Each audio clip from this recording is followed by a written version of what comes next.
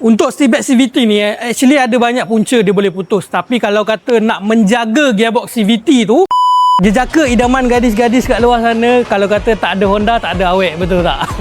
Kalau kata nak maintain kereta Honda tu, nak servis, nak repair, inilah tempat dia yang sesuai. Memang inilah spot dia, orang katalah. Arul Auto Care. Arul Auto Care ni boleh dikatakan ramai juga geng-geng Honda yang dah kenal. Banyak juga geng-geng Honda yang dah datang kat sini repair, servis apa semualah. So dekat sini untuk servis dan repair memang ikut spek lah. Untuk geng-geng Honda ni kita faham memang diorang nak servis yang ikut spek kereta. Dia kalau boleh dia nak minyak yang original. So memang kat sinilah tempat dia. Arul Auto Care ni ada satu servis yang special, iaitu servis penjagaan gearbox. Honda kita tahulah masalah dia yang selalu sangat terjadi, lagi-lagi model CVT macam kat belakang aku ni Honda City GM6. Selalu sangat problem steel back CVT dia putus. Untuk steel back CVT ni actually ada banyak punca dia boleh putus. Tapi kalau kata nak menjaga gearbox CVT tu, korang kena datang dekat Arul Auto Care ni buat servis minyak gearbox, dan dalam masa yang sama Arul Auto Care ni akan suggest transmission treatment kita, RM Auto Care. RM Auto Care ni bantu untuk menjaga gearbox anda, DCT, CVT, 480, 580, manual pun boleh pakai. Kalau geng-geng Type R kan yang nak jaga gearbox pun boleh pakai juga transmission treatment kita. Dia boleh mengawal suhu gearbox, boleh mengurangkan geseran yang ada dalam gearbox, dan macam-macam lagi function dia untuk melindungi komponen dalaman gearbox tu sendiri. So untuk anda kat luar sana, owner-owner Honda nak jaga gearbox, jemput datang ke Arul Auto Care yang bertapak di Kampung Melayu Subang ni.